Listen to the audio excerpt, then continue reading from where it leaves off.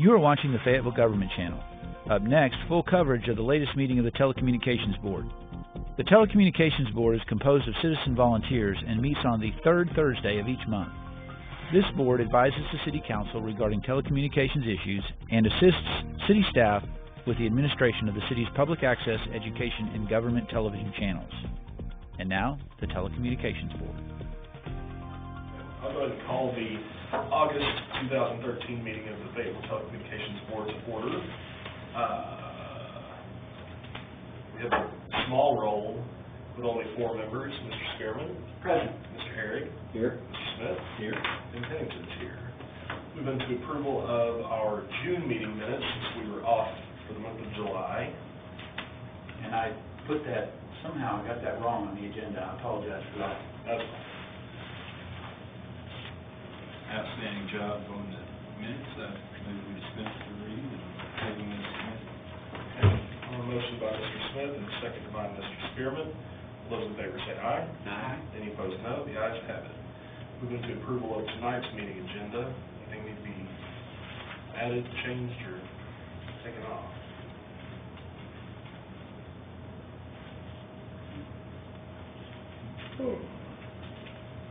Any motions?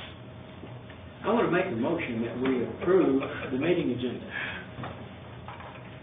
On the motion by Mr. Herrig and second by Mr. Spearman to approve the meeting agenda. All those in favor say aye. Aye. Any opposed, no. Guys have moved into reports. First up is the Television Center Government Channel report from Mr. Diesler. Good evening, everybody. As we usually do, I'll just jump right into our viewership report. I pulled numbers from July. And we see that if we look at the spreadsheet for that I'm using, well, where'd it go? Sorry about that.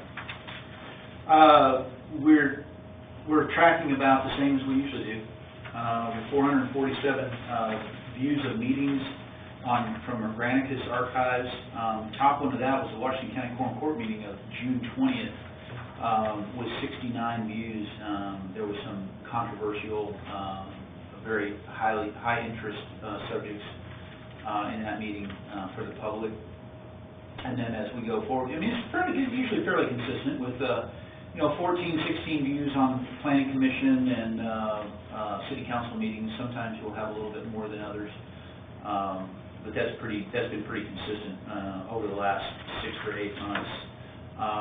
And then you'll see something, for example, a spike on a particular date, like July 25th, had a lot of views of that, and that was probably follow-up from the Washington County Court meeting that got 69 views. Looking at our YouTube selections, I think one of the things that you're going to see here consistently when we look at the top 10 videos that are viewed from YouTube, that the Today in America program that was produced a couple of years ago still gets a lot of play. And that program has been linked in from lots of different areas: Chamber of Commerce, the City of Fayetteville's website itself, people social networking, linking it, because it is a 5-minute piece that is a real representative of Fayetteville, and it's a real good promotional piece for the city, and gives people that are outside the city a real taste of what things are like here. So I think we're going to see that in the top 1 or 2 almost every month. And as we look forward through the rest of the list, the urban forestry invasive species, that was a short piece that we did to talk about non-native plants primarily, and to inform people of what they are and what some of the impact of non-native plants can be in an ecosystem. And then various different selections, like the bicycle tour of some of the trails, like Skull Creek Trail, Mud Creek Trail. Those pieces will go up and down in terms of viewership, depending on who has linked it on a YouTube site or something like that. But 1,092 visits and views of different videos that we have on YouTube. We have over 135 actual video clips on YouTube now of all kinds of subjects, including Mayor's Corners, trail tours, history minutes, and other information. And then that's actually, I like the metric that YouTube is giving us, is estimated minutes watched, because a view may not be the entire clip, but the number of minutes watched, the estimated number of minutes watched, gives us a real good idea that people are actually watching these mostly in their entirety. And that people subscribe to the channel as well, and when they subscribe to the channel, they get notifications when we post new ones automatically. So those are some of the viewership numbers we have. I'm going to say again, as I say every month, unfortunately, our cable, or our what we call our MVPDs, our multi-channel video programming delivery organizations, AT&T and Cox Communications, will not give us viewership numbers at this point in time for our government channel and our public access channel. We're just kind of in the dark about that. So we do like to pull these numbers from our video on demand usage. The other thing that we're still working on, and I haven't quite been able to crack this one yet, and that is to get numbers on how many people are actually watching the stream, the live stream. It's just one of those things that we're still working on to figure out how to get the technology to do what we want it to do, so we can capture those numbers. As soon as we do, we'll start sharing them with you. Does the city monitor web traffic to their main website? We do. The thing that is a little bit misleading about that, and I can pull some numbers, some metric numbers from Granicus that will show how many people hit the view page, which is the list of where all those are, but it also aggregates every time somebody hits it. And so it can be a really large number, even though it doesn't really tell us how much data or how much information they're getting from it. Even if somebody accidentally goes to it, that would count as a hit. If I recall, I was looking at some of that for July, and I saw that how badly it was skewed, and that's why I didn't want to share it specifically until I figure out exactly what do those numbers mean. I want to make sure that it's valid data before we start sharing it out there with the public. If you had a timeline on it, though, you might be able to make some better sense of it, or make some sort of database guesses about what they're watching. Yeah. So that's one of the things that we're trying to get through. Granicus has changed some of their reporting metrics. This is still coming from, we have here is coming from the old system. They still have that available, and I wanted to use that because that's what we've been accustomed to, and I'm working through some of the details of the new reporting system to make sure I'm using it correctly to get numbers that correspond. For example, in the old system for July, it shows that we had 447 clips viewed. In the new system, that number was different, and I want to get together with them and ask them what's the difference and how do I actually get this data that we're looking at here from the new system. So we're comparing apples to apples, and that's the one thing we always want to do when we're looking at viewership numbers. Other than the viewership numbers, other things that are going on with the government channel specifically is that we are about to unveil a new graphic look for the channel that will give us several advantages over what we've done previously. What we're going to propose to do, and I want to share this with you guys, is on the screen of the channel, the video will be squeezed back slightly, and we're probably familiar with what we're talking about, so we can put other information on the screen. So when we take the video and squeeze it back a little bit, we get a little space over here, and we get some space down at the bottom where we're going to be able to put information. We have worked on the technology and figured out how to automate the process. So on the bottom of the screen, we can always have what's playing, and we'll talk about that some more as we're going to discuss some more things later in the agenda regarding that. What is playing now, what's coming up next, and what's coming up after that. And then also a line of information, which is the meeting schedule for public meetings in Fayetteville. So it will always be updated as to, for example, if we were watching it right now, it would be saying Friday, whatever meetings we're going to be on tomorrow. But if you're in the middle of the day, there was, you may have a meeting scheduled in the morning. So if you're watching the channel at 8 o'clock, it could say Tuesday, 9 a.m., subdivision meeting. But at 10:30, that wouldn't be on there anymore to keep people from being confused or to keep old data off of there, old information.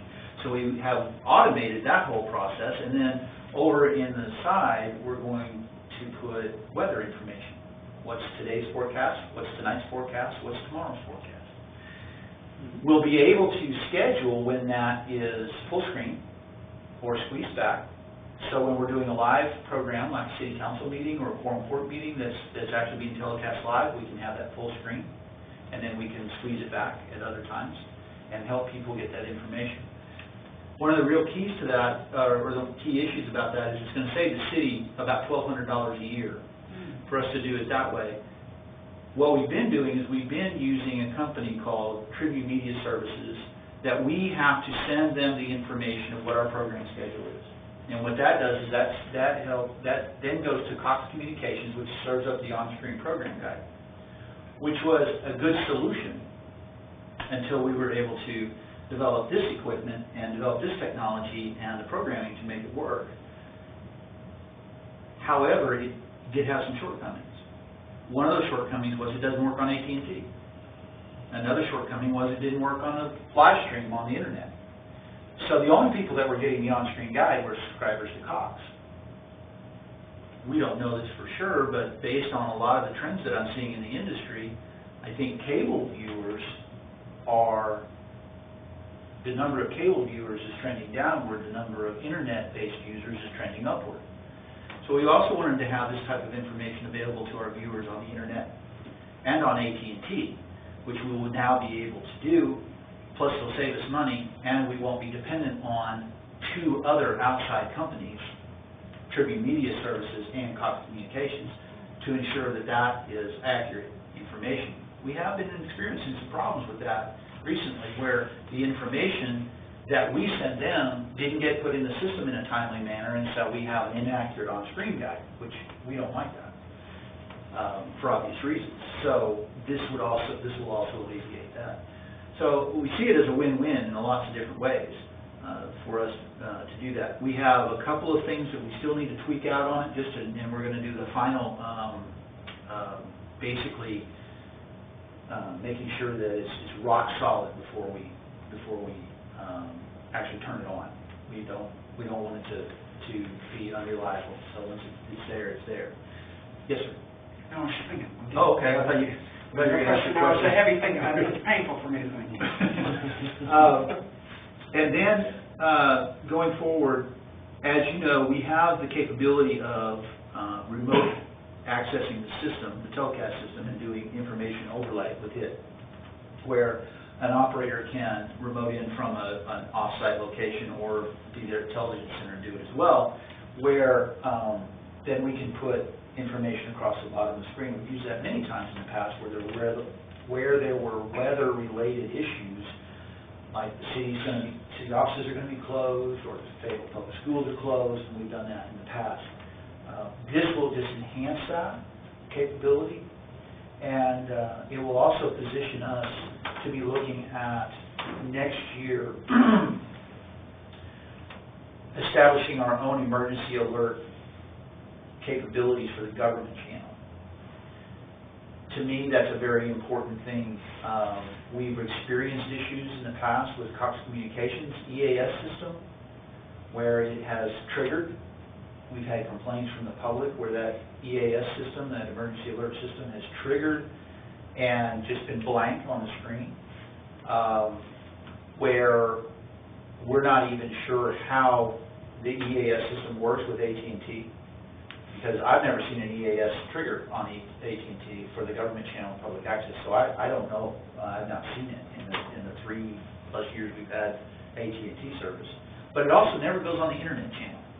Our internet screen doesn't get any emergency alerts. So one of the things that we're really looking closely at for next year it doesn't look like, my preliminary investigations have shown that it doesn't look like it's going to be a significant capital investment for us to have our own EAS decoder in the television center to be able to put emergency alert notifications on both channels when those things come through. And then that would be independent.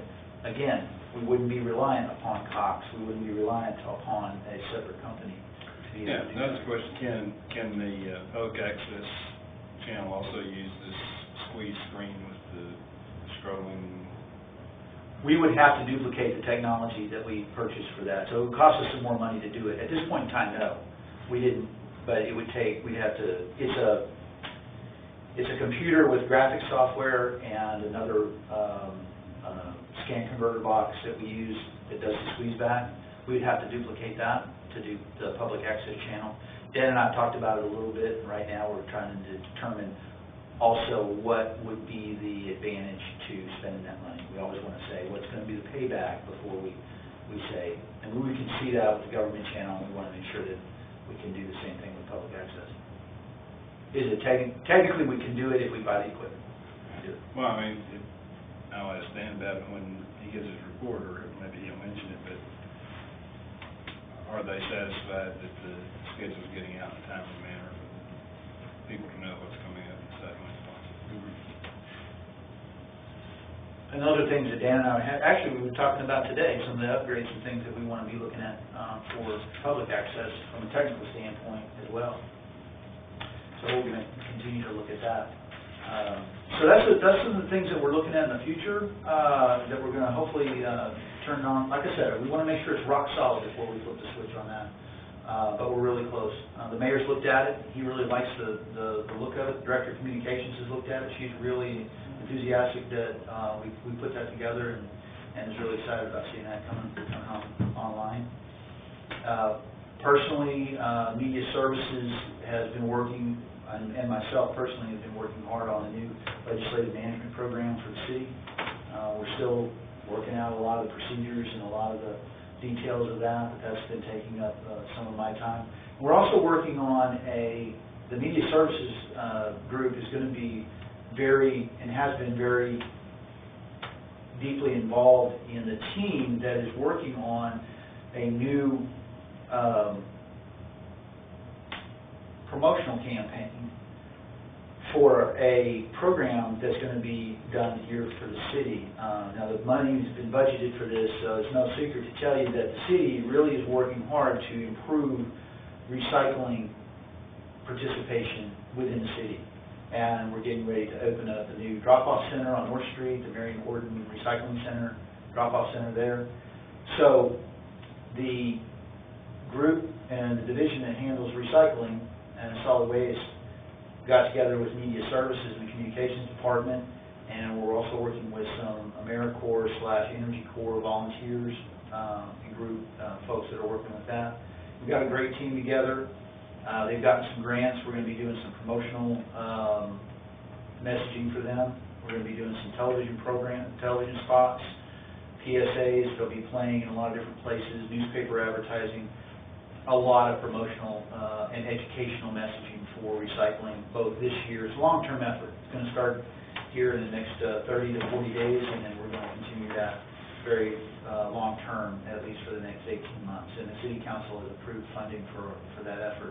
We're involved in that, and we're saving the city a significant amount of money by being able to do a lot of that work in-house, as opposed to hiring outside people to do that. So we're pretty excited about our involvement in that. I think we're showing that the city is really getting its money's worth from the investment that the taxpayers are making in this operation. The operation down at the television center is just moving right along. I mean, we're not running into any particularly significant snags or any issues with that. We've been working. We did run into some trip-ups in our remote recording system that we're putting in 326. Now, as I explained to you before, we wanted to go through the process in that room, identify all the things that may have been issues before we worked on this room. And we did identify several of those, and I've got to give particular credit to Doug Bankston and Neil Bilby for the work they've done on that system. and identifying those issues. So when we do hit this room in the next 30 days and start working on the technology in here, it's going to go a whole lot smoother. We've identified several things that delayed us on that run, but again, like we always say, we want it to be rock solid before we turn it on, before we flip the switch. Got a couple more tweaks on that. We're waiting for one more piece of equipment to come in, put it in the system, and we'll be able to go forward with that one and turn it on. And that's going to allow us to then do remote recording in that room. Then we'll move on to this one. Should be done. It took a lot longer than we wanted it to, unfortunately, from a timing standpoint, but I'm always telling my staff it's a whole lot better to take our time and do it right. Because if you don't have time to do it right the first time, how are you going to find time to do it over? So we get it done right the first time, and then we can move forward from there. Those are the significant things that we've been working on in the last couple of months, and did a little bit of research on some things that are on the agenda for later. We'll talk about some of those later. Any other questions about our operations? Yeah, we've been real busy. I have. Have there been any problems in covering any of the scheduled meetings? None scheduled meetings, no, sir. Have you given any thought to something we discussed earlier about covering the nominating committee meeting? That was discussed with the administration, and they have at this time determined that since that meeting has not been traditionally covered, unless there is a request from an alderman to cover it, that it was not going to be covered for the time being. Is that consistent with the government's policy channel? The government channel policy? Yeah. It is consistent from the perspective, from the way I look at it, is consistent from the perspective that the ultimate decision as to what anything is covered is, except for the city council. The city council meeting itself is the priority and is essentially the only meeting body that's named in the policy. Other than that, committees are second priority.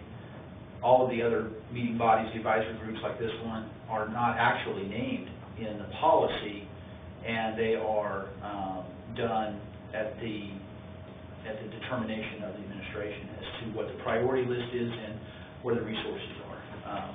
So, best I can tell you right now is that's what I was advised. Let me understand, make sure I'm understanding this, that you don't intend to cover it, but a council member can request that it be covered, and then you would? I would, if a council member called me and requested coverage of it, I would confer with the chief of staff and the director of communication and take their direction. I wouldn't do it automatically. I don't cover anything automatically. It's just I have to confer with the upper administration. Certainly city council can do whatever they want to, I'm sure. Well, they do set the policy. Right. Are there other instances where a council member can, well, I guess they can request anything they want, but is there one where it's part of this new policy you've developed? I don't think we've developed a new policy. Okay. All right, well, that's something I think is important to cover. Mm-hmm. But if you don't think this board has a role in developing that policy and it's going to be worked out somewhere else, and I don't want to invest a lot of time. Oh, I do think this board has a significant role to play, and this board advises the city council on every issue that has to do with our operation. That's what the ordinance says. I can tell you that the request was made that I look at covering the nominating committee. I conferred with the chief of staff and the director of communications, and I was advised at this point in time that we would not provide coverage of that meeting. I wasn't given a lot of explanation, but that doesn't mean that it's not still open for discussion. I'm just following my direction. I understand. The other question is, what, other than coverage of meetings, what are the things in the last 60 days that you've been most pleased with, and what are things you'd like to work on to get more time? The things that I've been most pleased with has been that we have really assisted other divisions in getting information to their citizens.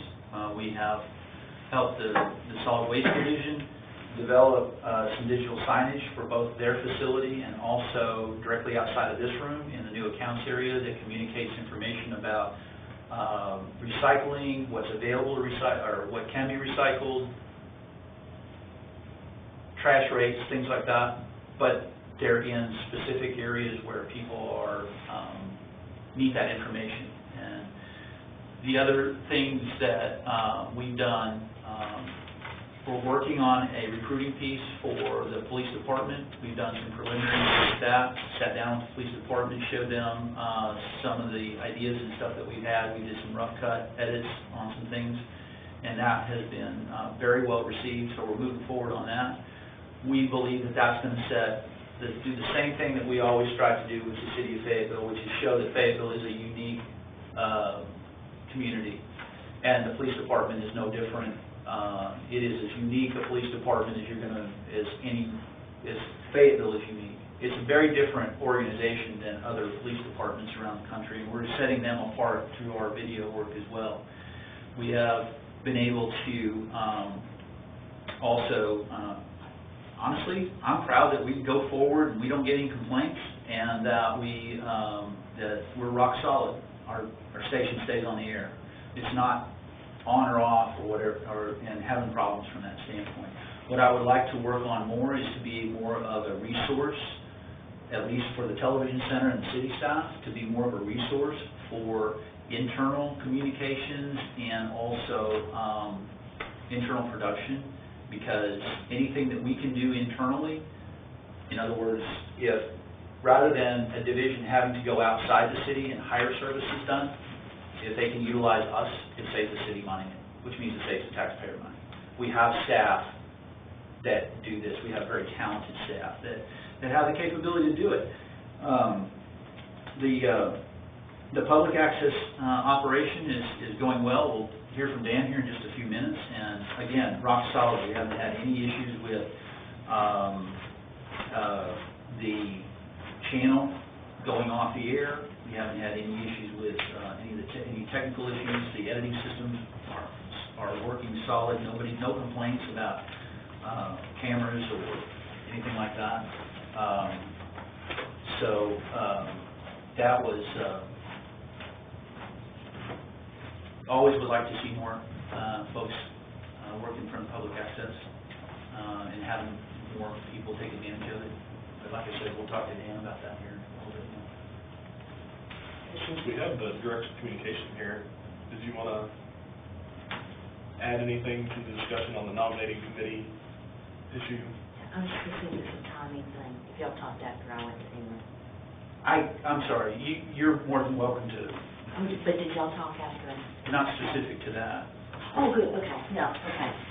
I know that it was open to discussion, but at that point in time, we had said, I'm sorry, Director of Communication, listen. Yeah, Fritz did not, that was brought forward. Fritz did as the staff for this committee, bring it to the Chief of Staff and the Mayor did talk about that. And it's my understanding, I can double check this, but it was my understanding when I left here, because I went to England for a while, that the decision was to film them. Of course, you know, they're only 4 times a year, because that's when the nominating committee meets. The nominating committee is made up of city council members. The way I recall it left was, yes, we will film it, but let's give the courtesy to notify the city council members that this will be occurring before we flip the switch. So I can get back with Don just to make sure. A lot would be that the applications for boards are due tomorrow. So the first time that would happen and would be triggered would be, I think, probably usually about maybe a couple of weeks after. So it's my understanding that, yes, is the answer. And I don't think that changed while I was gone, right? My recollection was faulty. I apologize, Dr. Smith. I was really... It was a long time ago, too. And I have a question.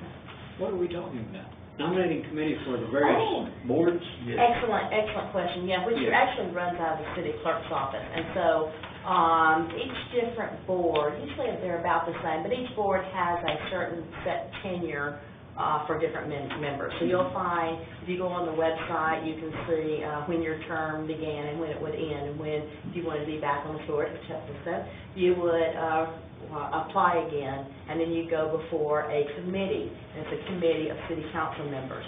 And the reason it's a board of city council members is that you essentially you are the expert advisors for the largest legislative branch and the third largest district in the state of Arkansas. It is a very honoring role to play. You have the knowledge in the various areas, and so they're very specific about who do they choose to essentially advise them. And our city council, our legislative branch, does not have staff, and so they choose you. And then at times when you feel it appropriate, y'all determine whether you need to bring something to them for their consideration. You do so, and then they take it under advisement with your expertise.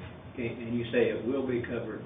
Yes, that's the administration made that call. Great. To further answer, Mr. Smith had a secondary question, and Fritz is right on this. I mean, we do work there's a legislative branch, of course, and we work essentially under the executive branch, and so the mayor is over the staff. But sometimes there will be something that comes up, and Fritz has to do balancing acts, because for budgetary and other reasons, he has what I consider a smaller staff. We're always looking for, we could always use more. That would be good. And that's something you advise on. But they have to work 40 hours a week. You know, if it's a time period, I'd say snows or other things, and things get canceled, there's a lot of schedule juggling. You also know under the contract, meetings are gavel to gavel. Sometimes city council meetings, they could be 8 hours long or whatever, but no matter what, he has to work it to where they fit within 40 hours a week. So sometimes there gets into priority if there's snow days or cancellations. Sometimes they come in and they might have 8 meetings in one night. Well, when you have, even if we go full capacity and Fritz arms himself behind one of the cameras, and we end up with 4.5 people, 4 or 5 people behind the cameras, we're still only able to do 5 of the meetings. But occasionally we will have a city council member that says, I want this covered. So as an open city and open government type principle, it's just mainly a mayor's or administration policy. It's to look at and see, are we able to do that? So what we would do is we would go to Fritz and say, is this workable within the confines of where our priorities are, where our staffing is, and can we do it? So. And I will say, I mean, in the past, to answer the third part of your question, there have been in the past, let's say, Nancy Allen had requested once, we don't film, and it hasn't been on there to do, say, like the Walton Arts Center Foundation Board, okay? It wasn't one within that runs through the city clerk's office. It's not one, but we might have members on it. But she had to request to have it. She hasn't been on the council for a number of years. So there is that question when we do it upon the request of someone, and say even a previous administration had that on there, at what point do you continue it out when it's really not something that we would do? We do the county quorum court, but we really do that kind of on contract. And at the end of the year, Fritz submits, and it's like $35 a meeting or something. It's minimum, and then almost in a way that we do it as a public service. We also do the AMP commission. I bet that was because at some point some city council member says, hey, I think we should build an AMP commission because they don't have the equipment and that really needs to be seen. So somebody along the way decided that we do that. If that really came up to a question, a council might say, we don't have, the taxpayers don't want to spend on anything, it could be mixed. But we won't mix the ones that traditionally, of course, go through the city council that are this board, the planning commission, the city council meetings and all that are first priority. Okay? Thank you. Two more. Would it be too time consuming or difficult to get a 12-month history on franchise fee income from the 2 multi-channel distributors or whatever they're calling themselves these days? You want the revenue? Yeah, if there's a monthly franchise. I mean, I'm looking for trends and see. Yeah. In 18. I'll have to look and see if they pay it monthly or if they pay it quarterly. I'll get that information. Yeah, No problem. historical data so we can go. Yeah, no problem getting it. You want 24 months? whatever's easy. Okay. Yeah. I think AT&T's only been here about that long. I mean, I assume theirs will go up as they're building out. Well, that's what we were hoping, but we don't know how much they're building out. Just another one of those things that they won't tell us, unfortunately, is, we kind of catch it anecdotally because somebody from a place will call and say, hey, can I get AT&T, and then we find out about it. But yeah, we'll get that.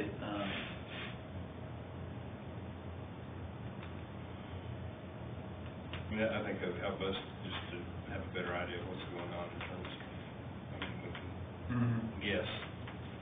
I like to guess based on data. The other thing is that if there are things that you think are a particular problem with the current government channel policy, feel free to bring that to our attention. Bring it up. I appreciate that because I appreciate this board and its capability of doing that and looking at those things, because you are here to advise the city council. And I do want to extend my apologies again to the board and to you, Dr. Smith, because unfortunately, Ms. Smith was correct in that issue with the nominating committee, and sometimes it just slipped through the cracks on my brain. But I guess it got caught in one of those little wrinkles.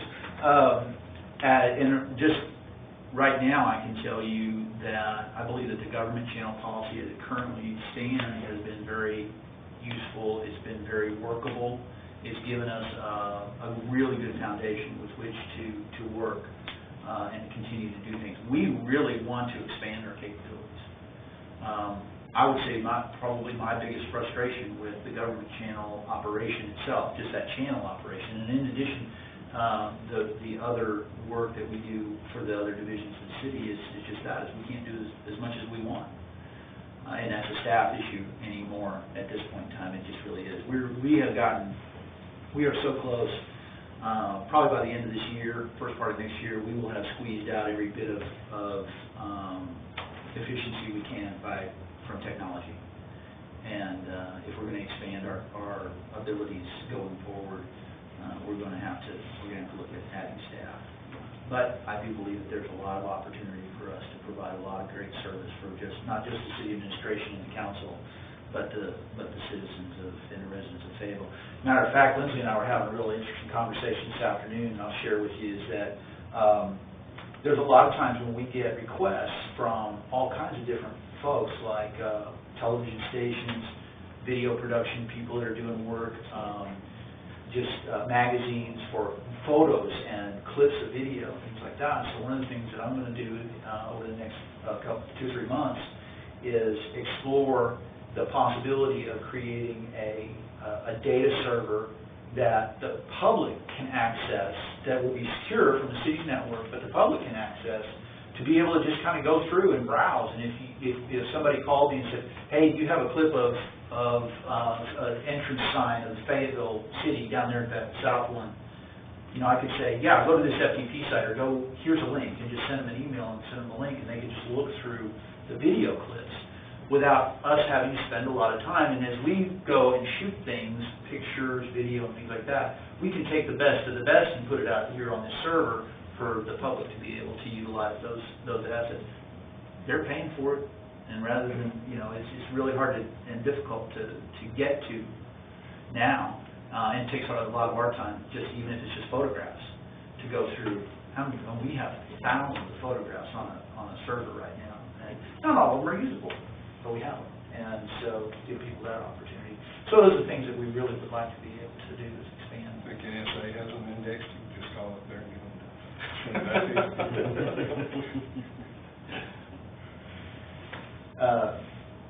So, any other questions? Thank you. Good job. Lindsay? Before I do that. Yes, sir. Okay, Lindsay Smith. I just wanted to inform you and let you know that a lot of times we don't do this. I think it's important we do this with our group. I'm going to praise Fritz here. He has developed, I think, a marvelous division. If you look at where the services were for, let's say, government channel, the television center in particular, generally because of separation, but let's say looking at those, where they were, 4 years ago, 3 years ago, 2 years ago. Right now, we have proposed, and it has gone into the City of Fayetteville's organizational chart, the Division of Media Services. Now, that was approved a while back, but it really was just in the chart, and we really like for this to happen. It was really Fritz getting that going, but we were really pretty much in name only almost until it got into the organizational chart. As of this week, it's all finalized and everything. Fritz is officially with the city, and we were able to get a grade up with his, a couple of grades up with his position where it stood before in terms of going through the Human Resources Committee. He is officially now the Director of Media Services. So, if you congratulate him on that. Business cards. Yeah. And I really stress it a lot because, it was his vision, and I know when Don essentially hired him early on, he says, I want us to be a nationally competitive, I want us to be a very strong access operation, but I think we've gone beyond that. And so the things that you're seeing, our capabilities that we have, we're broadening that. I mean, media services. We have branched out more than just what you see in, say, the building, but we have staff that he's training his team in various techniques. We have message boards in the various buildings. He and his team go out and they set up, like in solid waste, the training rooms. And what is the media that's going to be in there? Staff needs to do presentations to a national or a statewide or a regional organization. How do I do this? How do I put a jump drive on this? Setting the rooms up, making sure everything works properly. How should we sit? What will facilitate the flow of communication? So we have so much more capacity for a close to 700-member staff crew to be having expertise in communication, and that's going to truly, truly help our city fly. So we're finally able to make that happen, so he's official now. Congratulations.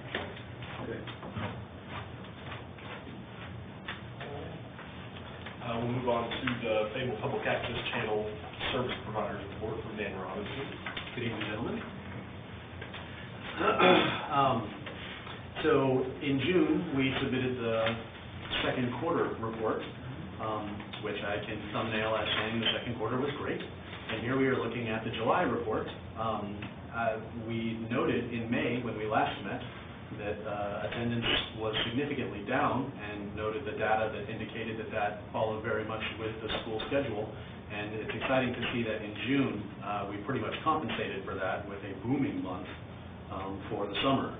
So June was a very exciting month, and then I believe July is more of what we see as like a standard pace for a summer month. It's very exciting to have 12 trainees come through during a summer month, and then to see the success that they enjoy as a result.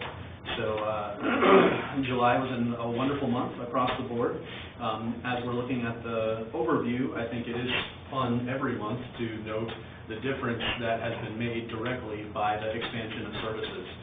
We have been able to teach, we have had more students and have been able to teach more classes as a result of that expansion of the hours and the services that we have been able to provide.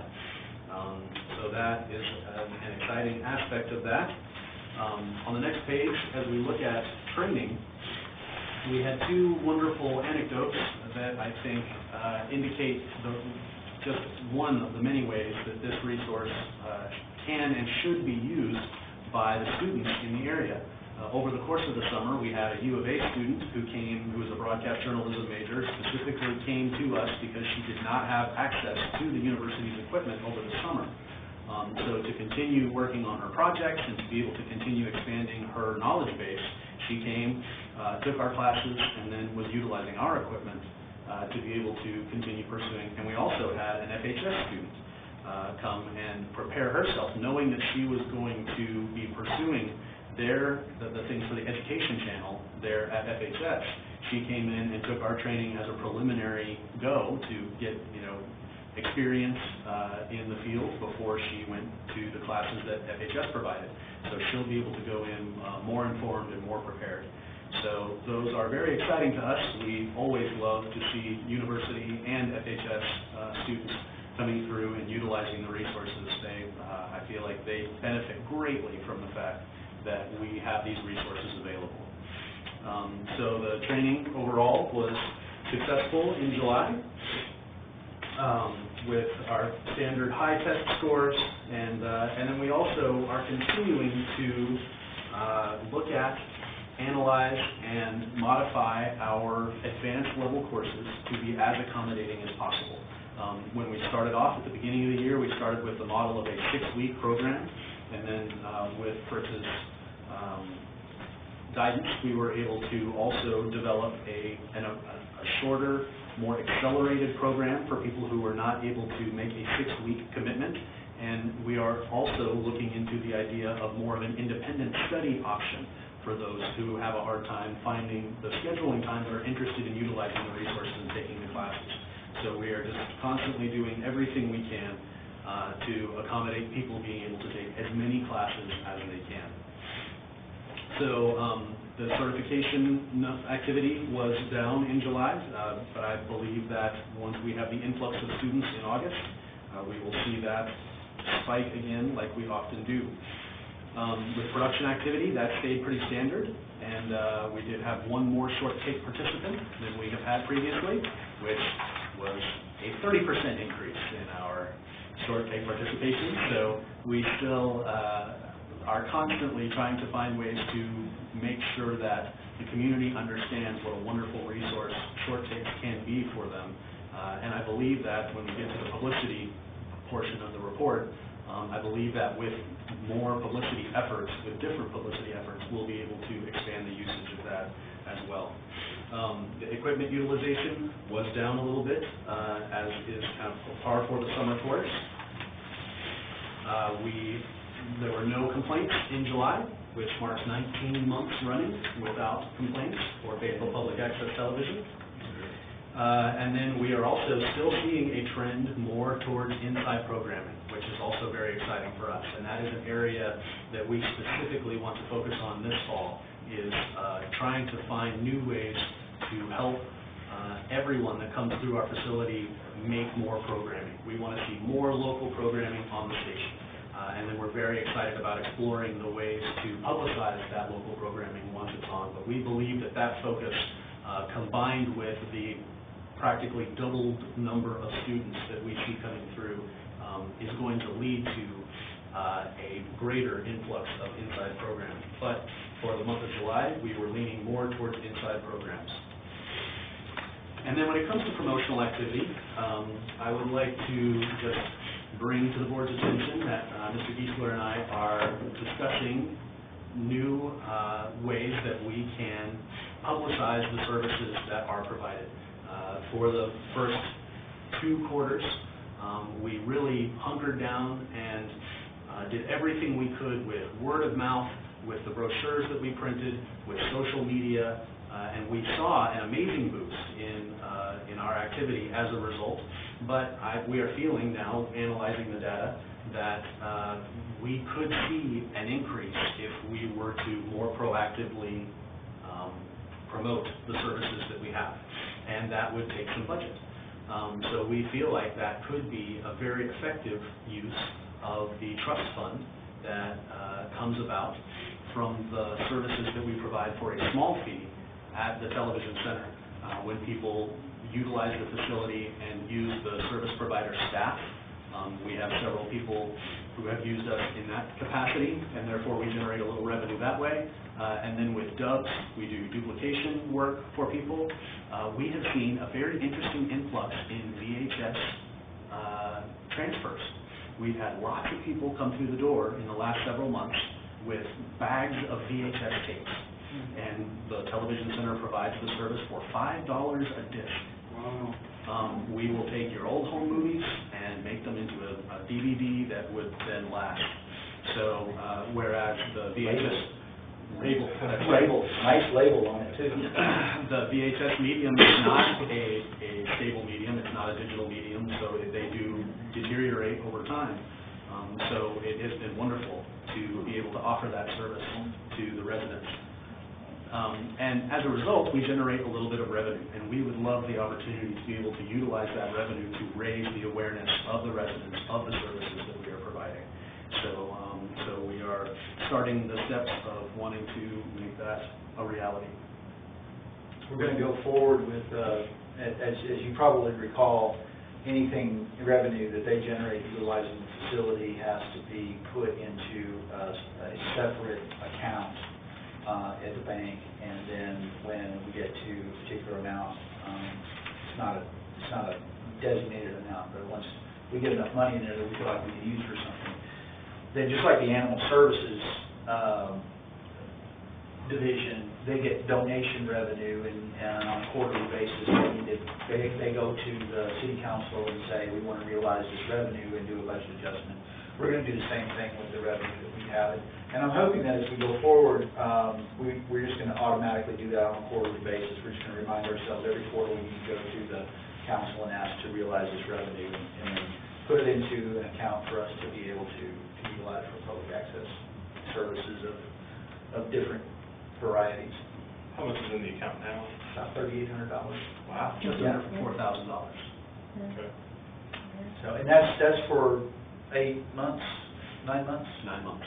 9 months. So, it's like Dan said, it's everything from, $50 an hour to produce your studio program, to $5 because you want to, or $2 because you buy the disc, or $5 because we're doing a duplication for you, and things like that. So those little things that go through. And I would say that revenue is also a result of the word of mouth, the publicity that we've been able to do so far, just with the resources we have expanded the customer base that we have seen in that regard. So it's nice to be a revenue generating aspect and service. And so we would like to use that as efficiently as possible to spread the word that the resources are out there and continue to grow in the years to come. What are your ideas on that?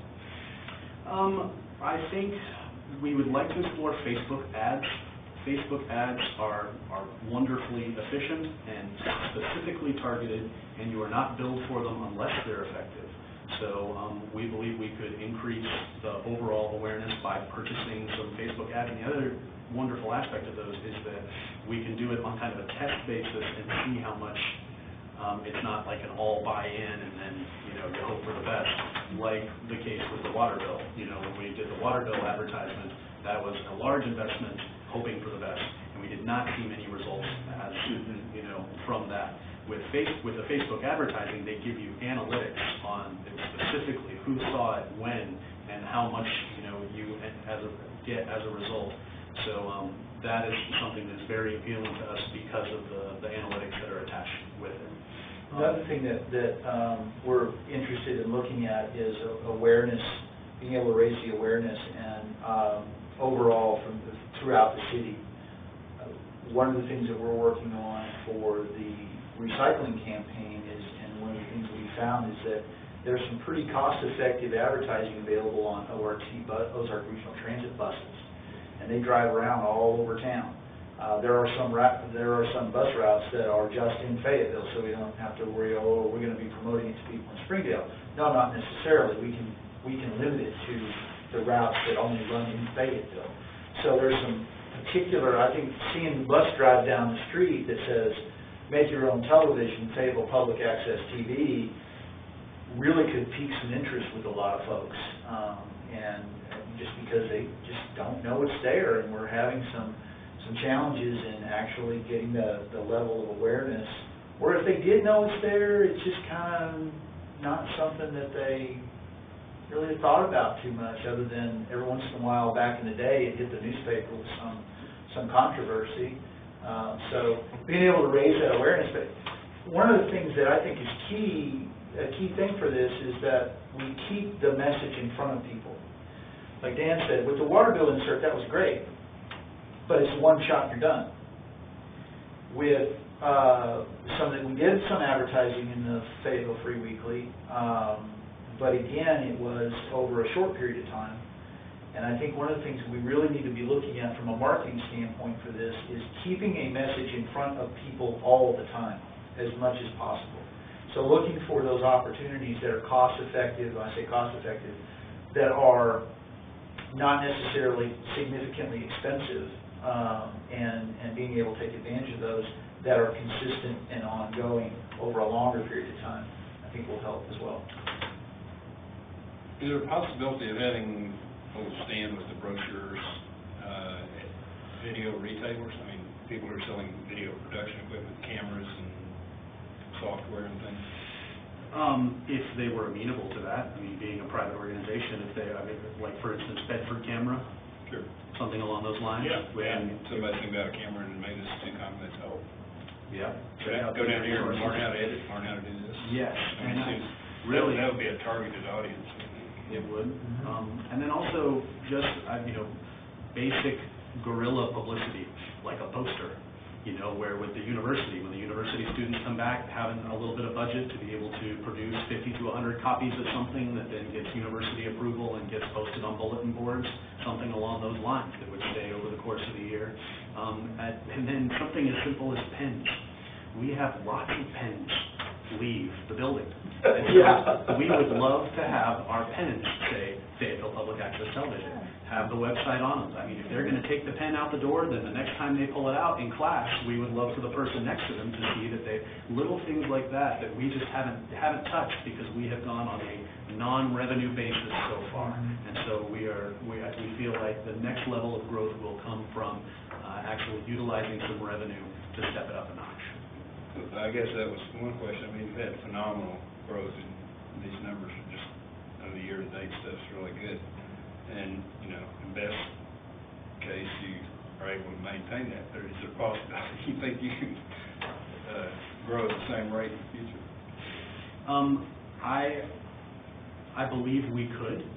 I like to be optimistic, but I do believe that we have hit a stride now with the resources that we have. I feel like we have fully flexed the muscles that we have at this time, and then we are more at the mercy of things like calendar trends.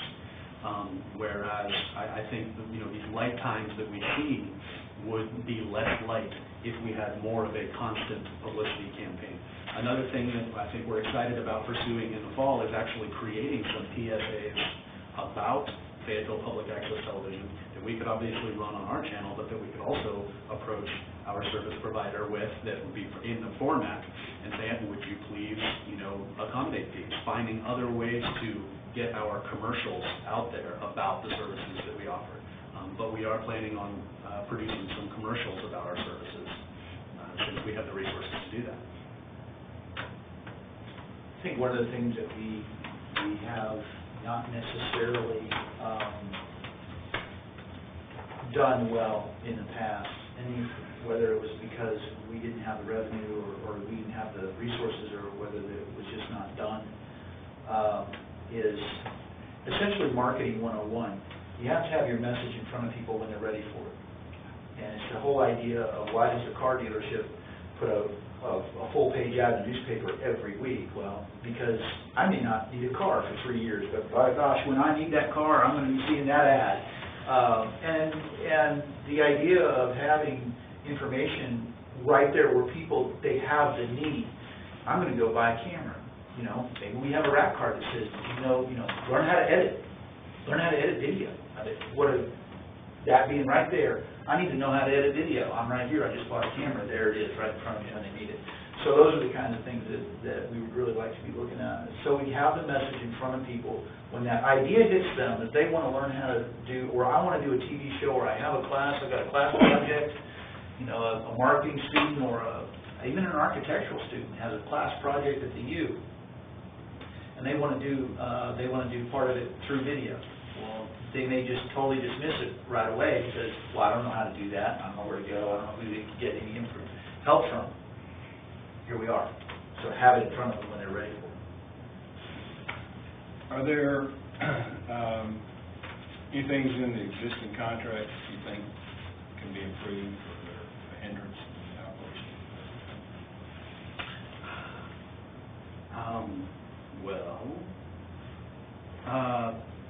The current contract is amazing, and we absolutely appreciate the expansion, and as it stands, are not seeking any additions at this time? We have been exploring some things that, actually, we haven't even approached the administration with these ideas yet, but... Keep us in the loop at the appropriate time. Okay. Hindrances, issues?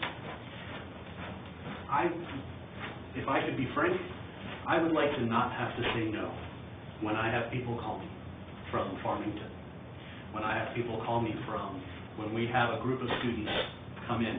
It would be an amazing thing to be able to not have to say no to people when they want to use Fayetteville Public Access Television.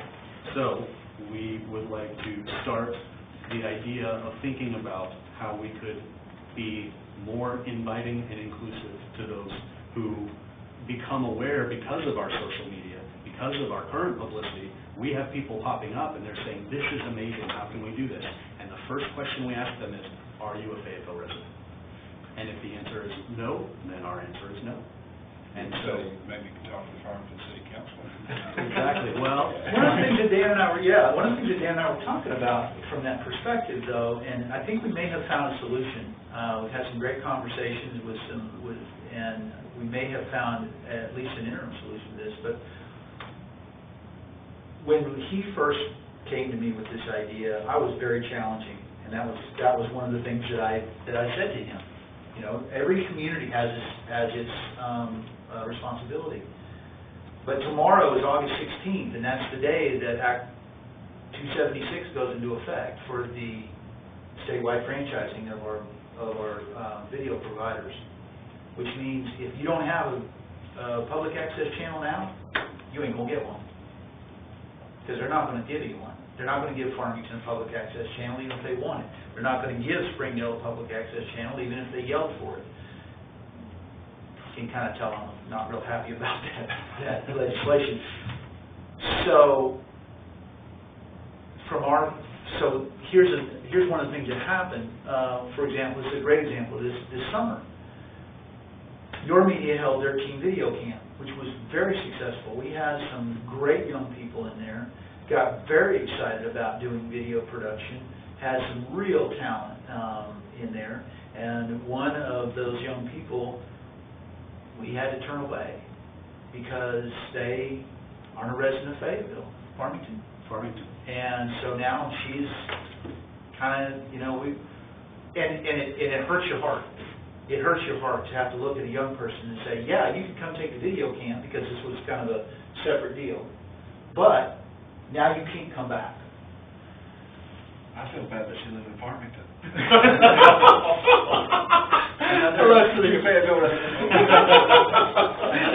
I'm kidding. I'm not running for office in Farmington. Another great example is because of our networking with other city organizations, we had a wonderful team of people come from Fayetteville Public Library because they're aware of the resources that we have. They came in, and 2 of them we had to send away because they work at Fayetteville Public Library, but they're not Fayetteville residents. So I would very much like to find out a way that we can, be the welcoming community that I believe Fayetteville is. The leader, being a flagship, because we have this amazing resource that is now growing and vibrant. I think it would be wonderful to be able to turn to our neighboring burgs and say, this is something that we would that we can extend to you as well. Well, one of the possible solutions, and the plan is to bring you, this board, at the September meeting, the proposed 2014 contract.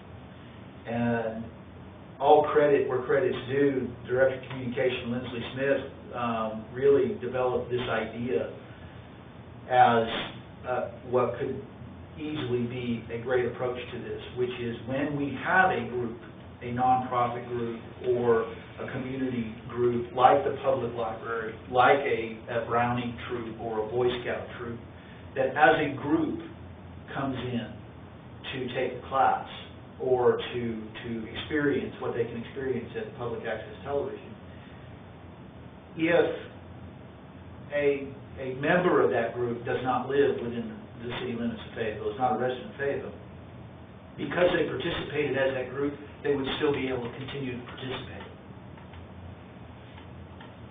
a possible compromise to the idea of between nothing but Fayetteville residents and whoever wants to come in. So that's something to think about, and we would appreciate your input. Something like this. Well, we can't accept you, you're non-resident, but we can accept your group as a resident group. I think, would that make sense? We're going to be working on the verbiage, yeah. Yeah. I mean, if the board, we want to present something along those lines to the board next month. I see. In terms of what we might be able to do from that standpoint. I see that Fayetteville is nearly a surrounded city.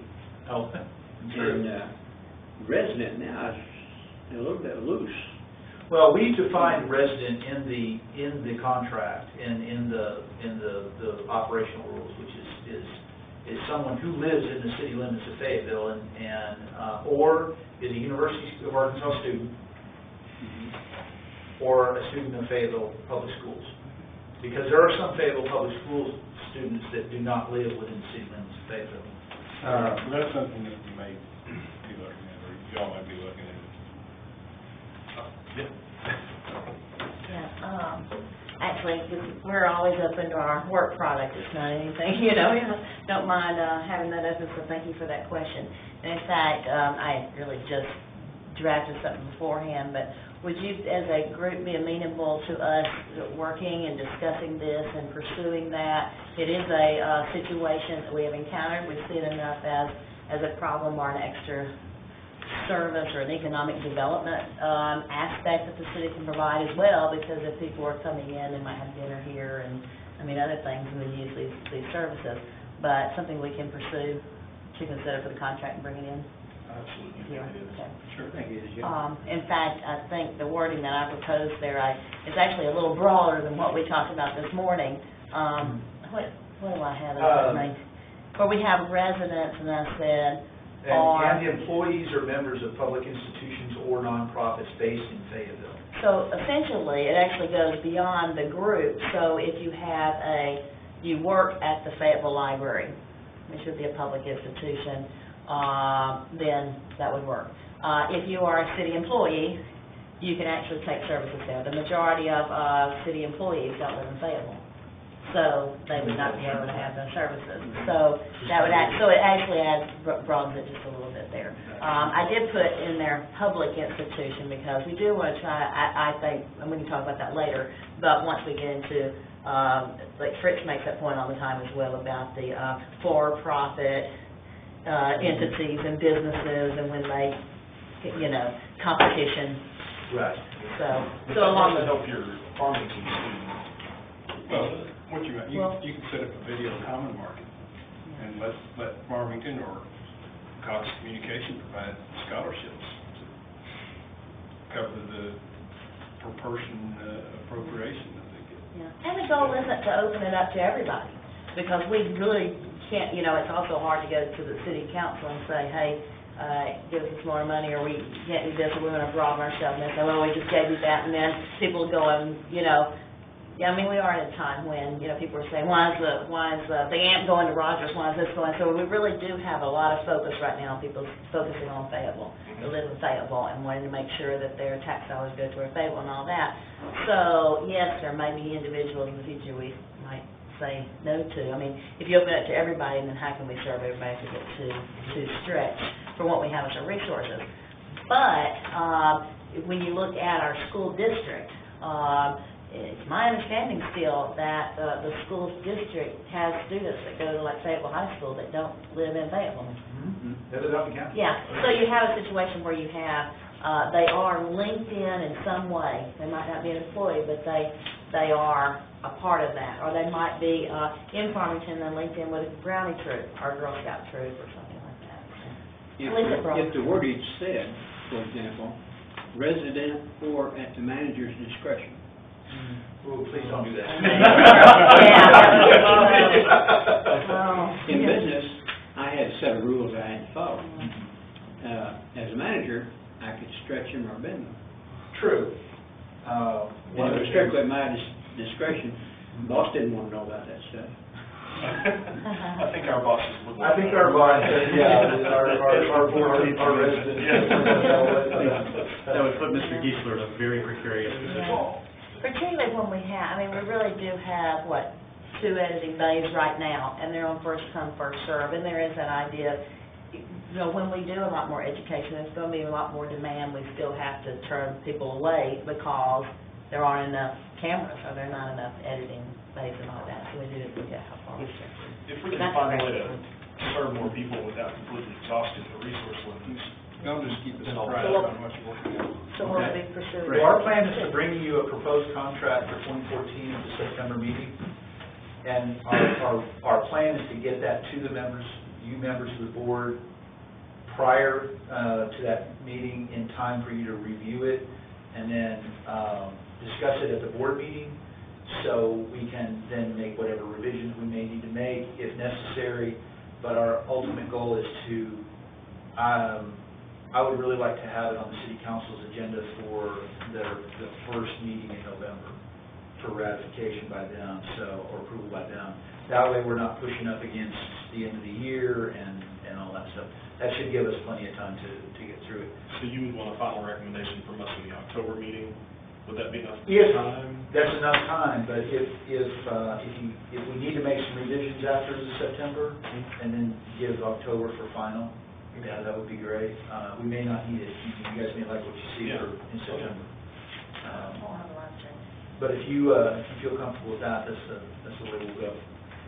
And I don't want to be completely contrarian, because I'm not. I'm an advocate.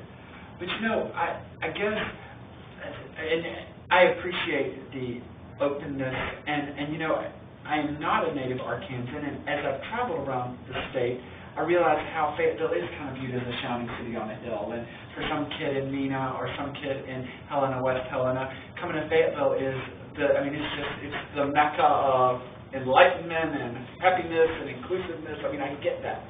But on the other hand, as a taxpayer in Fayetteville, I'd like to see us with numbers in triple digits, where we've got 100 people taking a class and 250, signing up for something before we talk about bringing in a kid from Farmington, I guess. And so I guess that my perspective is, I'm sorry that someone lives in Farmington. I'm sorry that a city employee has chosen to live in Goshen, but, they chose to live in Goshen, and it may be more expensive to live in Fayetteville, but it's more expensive because there are benefits you get from living in a city that has lots to offer. So, I'm not, I'd say, I know, and I'm more than happy to look at and consider, but I'm sorry, but that's kind of my perspective is we pay to live here, we pay lots of taxes and all those things, but at the same time, we get those benefits, and so, I'm going to view this kind of skeptically because I want to see us promote more within our great little fair town. Now, so I'm not totally opposed, but, let's talk about building up our population within Fayetteville before we bring in our kids from Farmington. I know saying no is hard, but that's kind of where I would be coming from. So that's the Mitchell perspective. I would submit that those people in surrounding communities are already paying Fayetteville sales taxes. They're already contributing to the conference. Which is where the revenue comes from. Yeah. It's the sales tax. Walmart's is right here in Fayetteville. Yeah. And, I don't know, let's kick the little booger off in the side. We don't need him. Well, there, it's kind of like a country club. You belong to the country club, so you get all the privileges. And if you don't belong to the country club, you don't get the privileges. And I'm sounding really snobby and really, I'm really Republican right now. But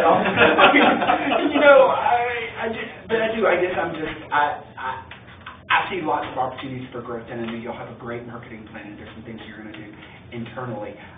I hope that we exhaust that. Now, working at the university, I know that we charge people more for out-of-state. For that kid that comes from Tulsa, that kid, and now obviously there's scholarship for the kid that has the higher tuition.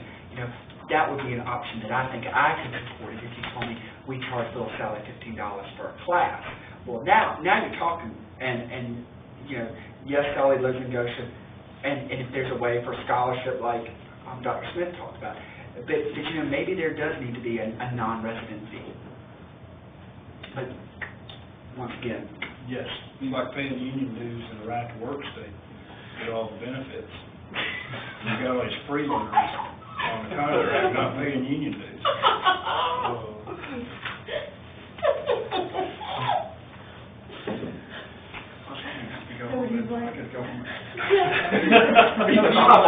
I've been explicit today, and I'm not who I am as a person. Most appropriate time. Dr. Smith. I move to adjourn. Are y'all- Farmington. There's a motion. At the appropriate time, yeah, unless there's. Oh. Reports, I mean, Did we need to? I just told Mitchell that these women don't work out.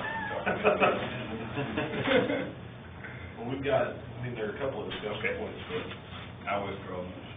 okay. They were put on the agenda by request. Okay. I guess let's move on to, our discussion. Where in the world is the first page? I'm sorry, I printed on both sides to save paper. There we go. Discussion of future of cable and IP networks. With your permission, Mr. Chairman, I'll start this off. I got this article and was put on the agenda for discussion. Big cable SOAR-on-like plan for one infrastructure to rule us all. It's a very, very compelling article that talks about turning the entire cable industry into an internet protocol enterprise. And if you have a chance to read it, I think you'll find it very interesting. I found it also very interesting that if you're a whip-smart billionaire cable mogul like John Malone, people write articles about you, but if you're a media services director in Fayetteville, Arkansas, he says the same thing, that somehow it misses getting publicized. But one of the reasons I found it to be very interesting is that this is what I have seen coming for quite some time.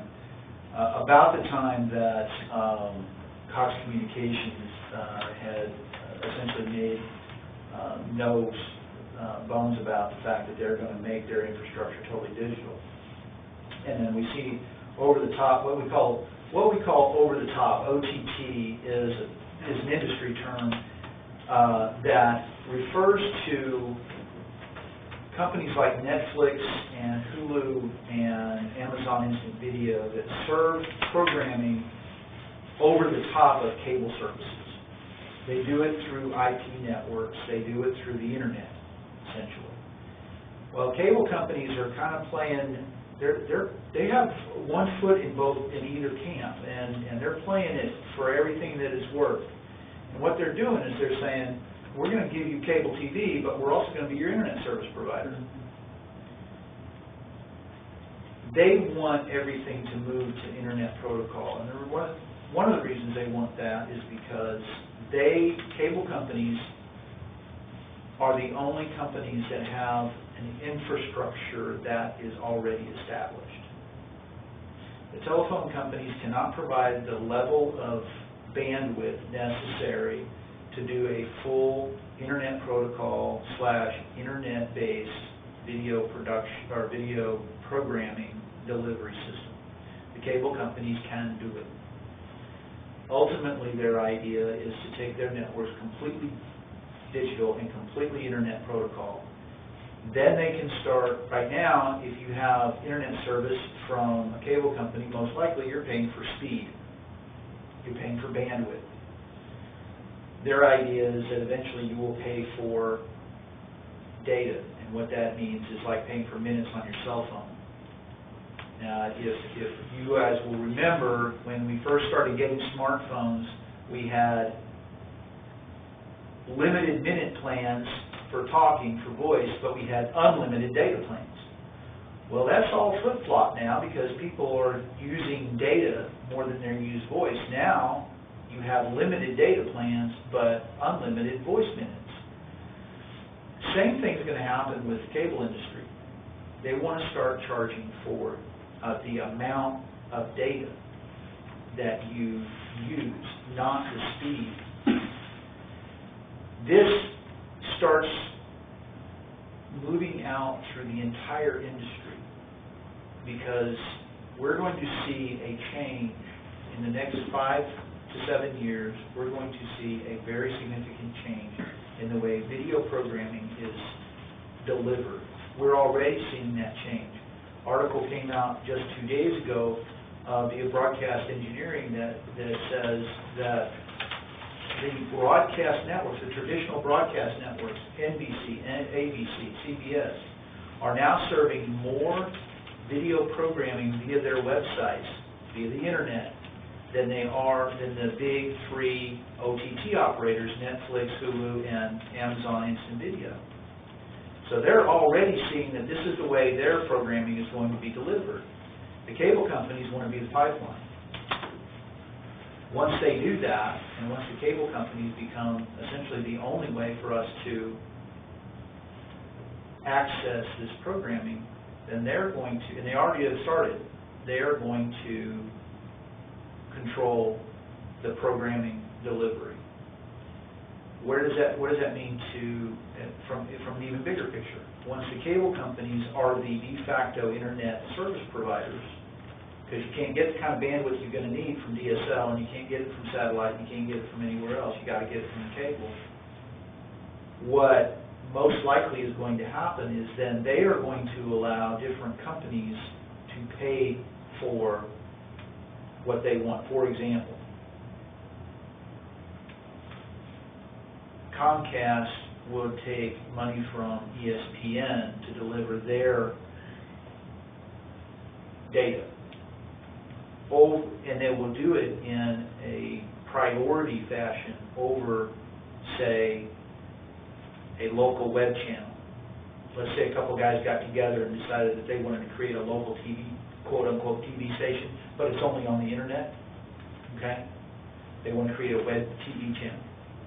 But if they don't have the money to pay the internet provider, whether that's Cox or Comcast or Time Warner or whoever, they're not going to get the same priority of traffic as a Disney Channel or as a Disney Networks or an ESPN or somebody like that. That's the danger of what we're looking at, and that's what they talk about in this article. What does that mean for Fayetteville? I think what that means for Fayetteville is that within 5 years, our cable provider will probably no longer be a cable provider, that they will service everything over the internet. It'll all be data, it'll all be IP network, it'll all be internet, and we don't get any franchise fees from that. And that's another reason why Dr. Smith has been asking for information about that. I can tell you what I found out in my research is that the laws regarding how cities can charge for the use of rights-of-way are all over the place. One law applies to internet service, another law applies to electrical service, another law may apply differently for cable, for video provision, another law, different law addresses telephone. So it's a real mess right now, and technology's run away with it. So we're going to probably see another run at it in 2015. It's to take our rights away. I think they just exempted the internet protocol in this recent legislation. They did. In the recent legislation only addressed video, and it's very specific. It says video services, and it doesn't count.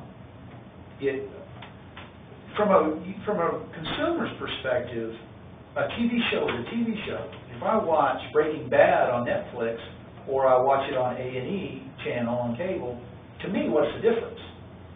None as consumer. But from the cable company's perspective, they don't have to pay the city any franchise fee based on the revenue they generate from their internet service, which I'm watching this Breaking Bad show on. They don't have to give the city any money for that. If I watch it on A&E, and I am a cable subscriber, and I have A&E channel that I watch Breaking Bad on, they have to pay the city 5% of that revenue. So there's a real money issue here, both for the city and for the video service providers in those. I think it's very, very interesting, and I'm really glad that this article came to light, because I think it's very interesting to see that the top people in the cable industry are looking at this, and this is the direction that they want to go. It's not just a little isolated thing in Arkansas. It's big, and it's going to make it's going to be a real difference. If cities like Fayetteville can take a leadership position in this and get out in front of it, I think the city itself can work through other organizations to maybe address this on a state legislature level before it goes too far, and before it goes so far that we can't do anything about it. But that's going to be something for us to explore from that standpoint. That's my take on that article about internet protocol and what that means to the cable industry.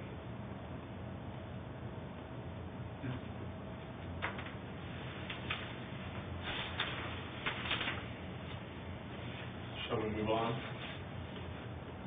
Any questions? No, I just don't have much hope. Legislature rolled over for the cable industry this year. They'll roll over for me. Trying to get them to look out for the people. It's going to be difficult to do. I have to say that I tend to agree with you, sir. I don't know. Yeah, it'll be interesting to see what happens.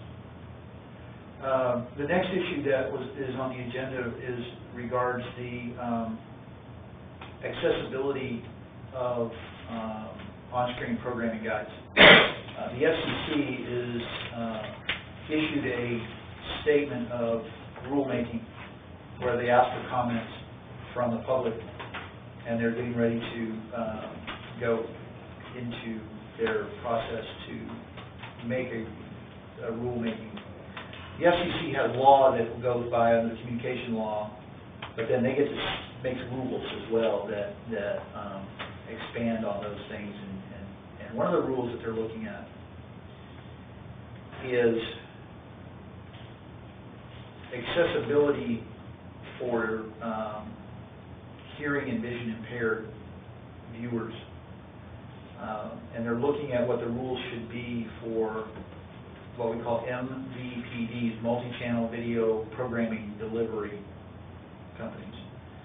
And that includes people like Dish Network. It's not just the cable companies, it's not just the land-based, it's also the satellite, anything that's multi-channel.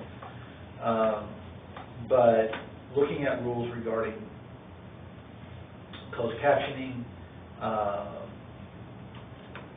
and other things like, particularly, there are some rules in place now, and they're working on expanding those rules regarding, I can't remember exactly the term they use, but it's essentially help for the vision impaired, where closed captions are actually essentially read, or the on-screen guide may be read to someone who may be visually impaired. The period for accepting public comments closed last Wednesday. There are several people in the public access advocacy world, including groups like Alliance for Community Media, National Association of Television Officers and Advisors, and a couple of others, NACO, that are really have strived, and some of them have said, don't worry about the deadline. Go ahead and send your comments to the FCC. But they're really pushing for rules from the FCC to require MVPDs, or video service providers, to require them to provide an on-screen channel guide for PEG channels. As you're probably aware, AT&T doesn't do it at all. AT&T consolidates all of its access channels into a menu system, and there is no programming information. Many other cable companies, it says local information. I don't have a lot of confidence that the FCC is going to expand this rule regarding on-screen programming guides to include that because they have not been PEG-friendly in the last few years. Congress itself has not been PEG-friendly. I don't think they actually have reintroduced the CAP Act. There was a legislation in last Congress to provide some real significant law for protection of PEG channels. I don't think it's been reintroduced into this Congress. It's called the CAP Act, Community Access Preservation Act. And I don't know if that's going to continue to go forward. If that had been passed, it would have essentially provided on a federal level a lot of the protections and requirements for PEG channels that used to exist several years ago, but have been decimated over the last few years, both on the federal level and now the state level.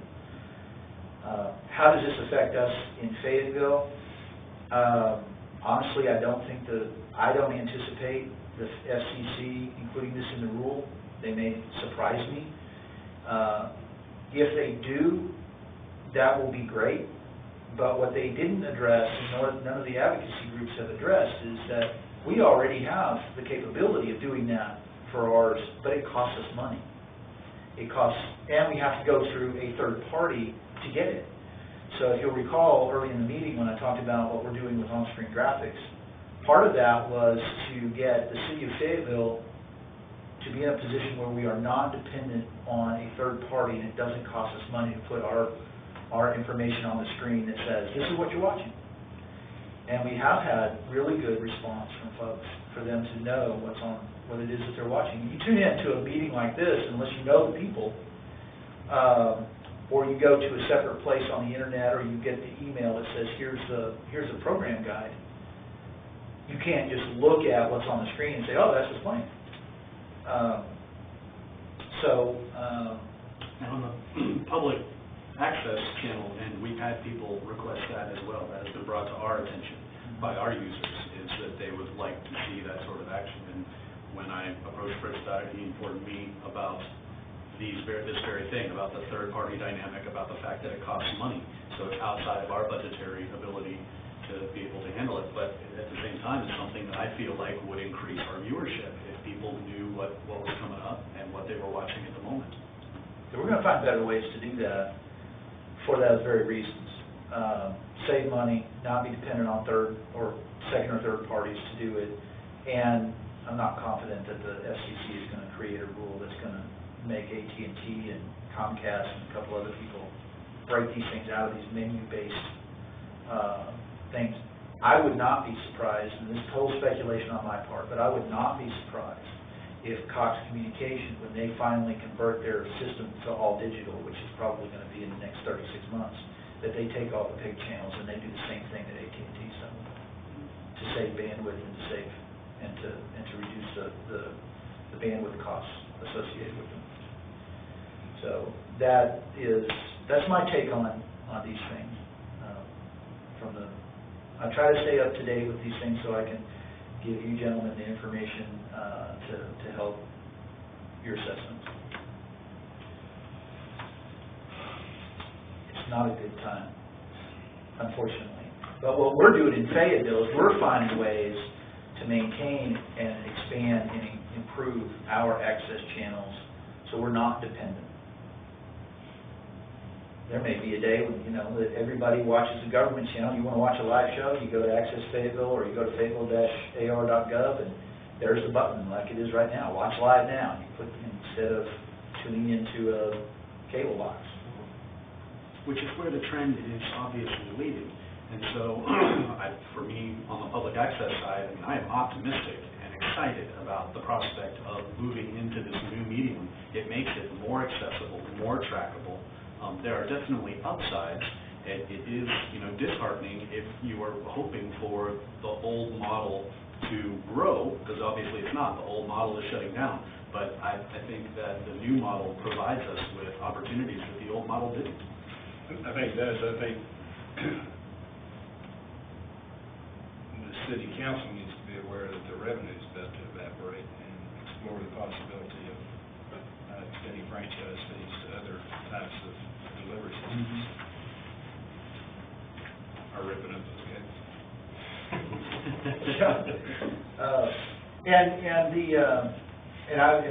We are looking at, we're getting close on the technology right now to upgrade the streaming for the public access channel.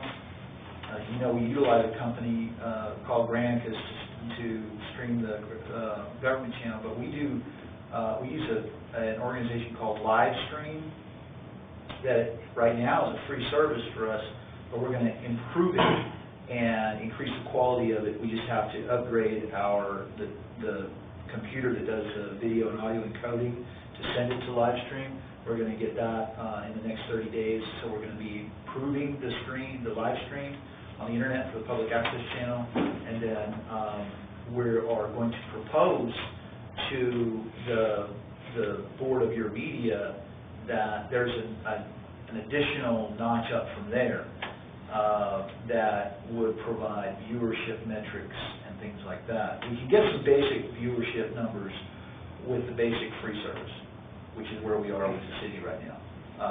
And then asking your media to partner with us in taking the next step up so we can get some even more, some broader metrics and some more accurate numbers. Which we are excited to do because of the metrics, but also it means that you will be able to tune into our live stream channel and not have to watch a Viagra commercial before you watch Fayetteville Public Access Television, which is currently the case. Yeah. So, I mean, that we are... It's ad-supported. It's ad-supported because it's a free service. So we, as the service provider, are making strong motions to make the investment to make that no longer the case.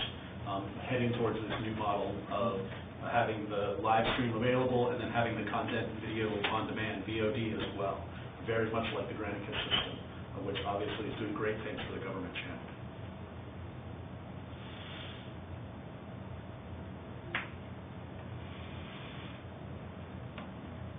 Anything else? Thank you for bringing all that to us. You're welcome. Anything that you gentlemen want, I'll do whatever kind of research I can on a lot of these issues. They are important issues, and they are nationwide. And we're leading. I have to agree with Dan. I think from an access channel perspective, and one of the main things that this board does is look at what the operation of the access channels are in Fayetteville. And of course, we let Fayetteville Public Schools, we just essentially give them the education channel. But for the two that we're talking about, the government channel and the public access channel, I agree with Dan. We are leaders, and we're not trying to maintain something. And I'm not taking anything away from Chicago Can TV and the larger folks up in the Northeast and those folks that are really trying to maintain their cable channels. But we saw the handwriting on the wall, and it's not on the wall anymore. Now it's on a piece of legislation down in Little Rock that these cable companies are not going to be there for us. But what can we do? And if we can we are going to do everything in our power, the two of us, to create an environment that maintains these very, very important methods of communication for the residents of Fayetteville. And we have that opportunity, and we're gonna take full advantage of it. That's good work. Yeah. Anything else? Again, I can't think of anything. Okay. Adjourn? I move to adjourn. Second. All those in favor say aye. Aye. All right, we're adjourned.